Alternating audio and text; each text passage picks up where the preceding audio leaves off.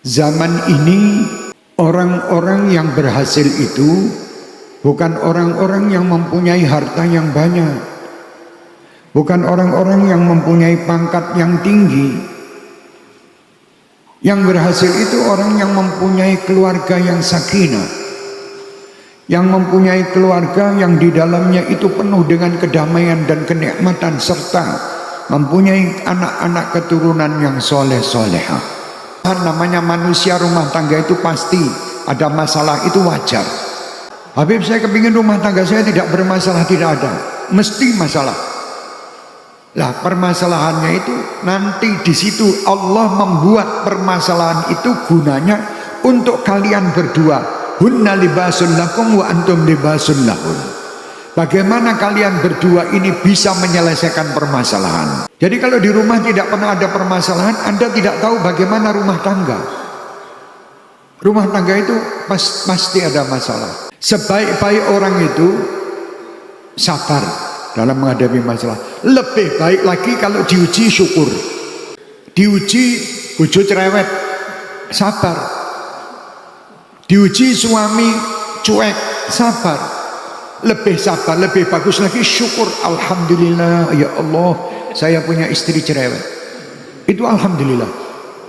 Kenapa dia bisa alhamdulillah? Karena dia tahu saya tanpa keluar dari rumah saya, sabar dengan istri saya ini, saya dapat pahala. Saya sabar dengan suami saya dapat pahala. Jadikan rumah tangga yang selalu dengan bahagia. Masalah apapun hadapi dengan apa? Keyakinan bahwa Allah akan menyelesaikan masalah. Yakin. Tidak mungkin Allah tidak memberi jalan keluar, itu mustahil. Mustahil. Allah itu pemberi jalan keluar semua. Yang buta itu kita, dikasih jalan malah golek jalan liya. Ya tak? Dikasih jalan sama Allah, wa may yattaqillaha yaj'al lahu makhraja. Takwa itu dalam arti apa? Menjalankan perintah, menjauhi larangan. Di antaranya yang membuat keluarga itu aman, sakinah, enak ditonton dan nyeneng, kayak harta yang halal. Itu pengaruh. Makanan yang halal, pakaian yang halal, pandangan yang halal, pendengaran yang halal. Subhanallah. Tangan laki-laki memukul istrinya walaupun istri itu salah, coba kampleng. Tidak boleh. Mukul istri itu tidak boleh, haram. Loh, istri saya itu sudah di luar batas, ya berarti tokno wae. Mau di luar batas. Lah di luar batas aja mbok batesi. Ya sudah di luar batas, berarti ya keluarkan aja. Oh, di luar. Paham? Ini bahasa penting loh, mbok kira ora penting. Di luar batas berarti kan aja mbok batesi nah dikamplengi malah. Ya jangan. Dikasih tahu dengan baik. Kalau sudah tidak mau, tidak nurut, tidak ini, ya monggo di luar batas. Gitu aja ya. Hati-hati karo bojo. Istri itu dinikah bukan untuk diomeli.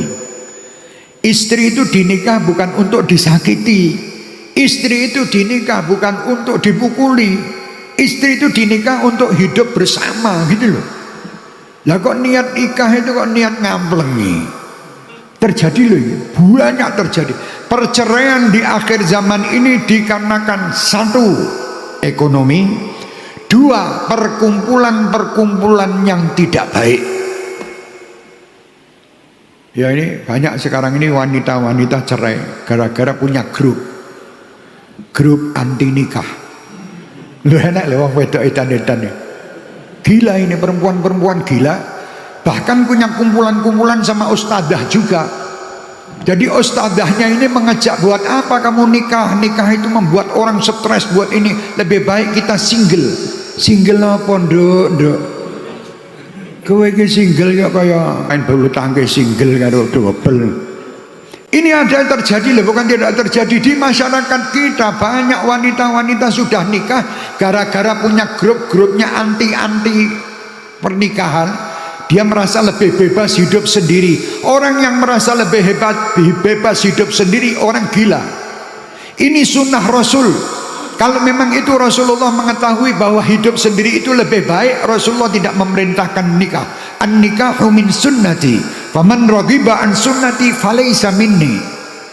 Lah kok sekarang perempuan-perempuan aneh, anak muda-muda ini punya kelompok grup, nanti pergi kemana.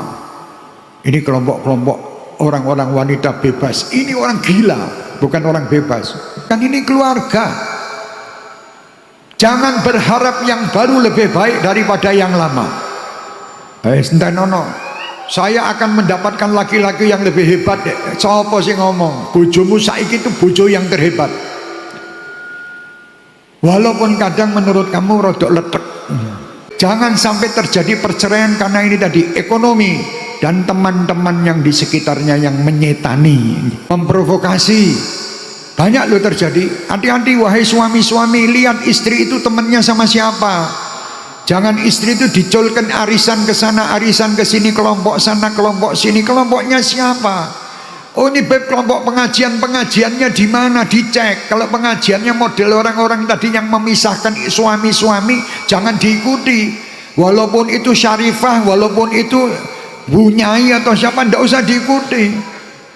Lho beb ini syarifah nih ngajari kaya ngono aja melu. Paham? Wong wedok-wedok rungokno. Neng kono kuwi aja. Pengajian itu pengajian yang menjadikan Anda tambah rukun kepada suami, rukun terhadap istri, itu pengajian yang bagus. Tapi kalau pengajian Anda ikuti pulang dari pengajian padu gara-gara omongannya ustadz tadi, aja tekani pengajian itu. Jangan didatangi. Pengajian kok ngejak padu aja. Ada loh terjadi ini. Perceraian di Indonesia sekarang meningkat. Masalah kaya dan miskin itu Allah nanti yang menentukan. Sing penting hati kita itu bagaimana kuat kepada Allah. Yattaqillaha yaj'al lahu makhraja. Tidak ada orang yang sempurna, pasti ada kurang lebih. Rezeki itu kadang naik dan turun. Ayo disabari, waktu naik kita syukur, waktu turun kita sabar. Insya Allah nanti jalan. Jangan pas naik gembira luar biasa, pas orang duwe ngamuk ngomel ngalor itu. Dan jangan suka membuka aib rumah tangga kepada siapapun kecuali orang khusus, orang tuanya atau orang yang dituakan. Itu pun pilihan. Orang bongkar aib ngalor ngidul. Nanti kelompok ini nggak ada loh, grup WA ini ribuan model wedok-wedok dan laki-laki podo. Laki ini sekarang hampir sama-sama perempuan. Dulu yang cerewet, yang suka ngerumpi itu cuman perempuan. Sekarang laki ngungkuli perempuan. Dua grup. Ada kemarin saya lihat ada rombongan WA ini, grup jaran. Enak grup jaran, dikasih nama grup jaran. Lanang-lanang kabeh sing cerewet karepe dhewe, yaitu tadi sing nggodha wong-wong wedok. Wedok yang ngono. Ini hati-hati loh. Dan sekarang lagi ada grup jaran jengki. Jengki apa? LGBT. Ada bukan tidak ada. Komplit ini. Ini yang membuat rumah tangga rusak. Orang laki seneng karo laki, wedok seneng karo wedok. Ini membuat rumah tangga rusak. Naudzubillah min dzalik. Wong lanang sing waras kuwi ya senenge lanang. Wedhus lanang itu diduduhi wedhus wedok. Wedhus lanang itu nyingkir. Ora gelem. Iki dos. Ngono. Duduhi wedhus-wedok langsung mencolot. Paham wedok, paham lanang. Lah kok wong muslim Indonesia duwe sholawatan ajek tapi kok LGBT. Ini rumah tangga edan ini. Naudzubillah min dzalik. Hati-hati wahai suami-suami. Bojo kurang lebih. Wis bojo itu sempurna ndak ada. Wis. Ora elek bojo sing sempurna. Bojo yang sempurna itu ya Khadijatul Kubra itu loh. Aisyah Ridha, Fatimah Zahra itu sempurna. Karena suaminya sabar. Lah saya Syekh bin Abdul Qadir golek suami, golek istri yang sempurna. Ora iso wong kowe ora sempurna. Ada orang yang Habib saya kepingin istri yang solehah, cantik, sugih. Critakno awakmu sik. Kamu soleh ndak? Mboten beb, sugih ora ya wis golek sing padha wae lah. Kok golek syarat macam-macam wong kamu ndak ngamalke apa-apa. Iya katanya Sayyidina Ali bin Abi Thalib karramallahu wajhahu, wong kamu itu ya kurang lebih kok. Ya cari ya kurang lebih, ndak ada enggak kurang lebih mencari sempurna. Bisa terjadi rumah tangga karena ada pernikahan. dari pernikahan insya Allah timbul keturunan. Dari keturunan akan menjadi, tadi dikatakan hadis Nabi Muhammad sallallahu alaihi wasallam, amal jariah itu bisa kita dapatkan al-ilmu yuntafa'u bih, terus sedekah jariah tadi, terus waladun soleh, anak soleh yang selalu mendoakan. Di dalam satu hal ini saja, anak soleh itu mencakup tiga-tiganya. Di situ ada ilmu yang diberikan orang tua terhadap anak. Di situ anak yang diberi ilmu, dia pasti jadi anak soleh. Dan di situ amal jariahnya, setiap saat kebaikan yang dilakukan anak orang tuanya dapat. Jadi jangan kita ini cuma mikir membangun masjid dan sebagainya, tapi anak tidak terpikir. Anak itu utama. Nah, syukur-syukur anak terbangun dengan baik, terus ilmu juga kita sampaikan kepada siapapun, dan kita bisa membantu kegiatan-kegiatan siapapun dimanapun berada. Ini sempurna. Tapi jangan sekarang ini banyak orang yang lupa. Dia mementingkan yang lain tapi lupa dengan anaknya, lupa dengan pendidikan keluarganya. Pendidikan keluarga itu sangat penting. Pendidikan anak itu penting, dan pendidikan anak itu diawali dari orang tua. Anak itu diberi contoh dari kecil. Jadi anak itu kalau melihat orang tuanya sholat, dia lama-lama nanti ikut orang tua itu. Pendidikan keluarga penting loh, penting. Sama anak barang itu kasih sayang, sama istri sayango. Aku nganti kesel ngomong saya. Anak ini orang kita gak dulang. Bisa Allahumma sholli Muhammad. Tuh nggak kita jadi anak soleh gue.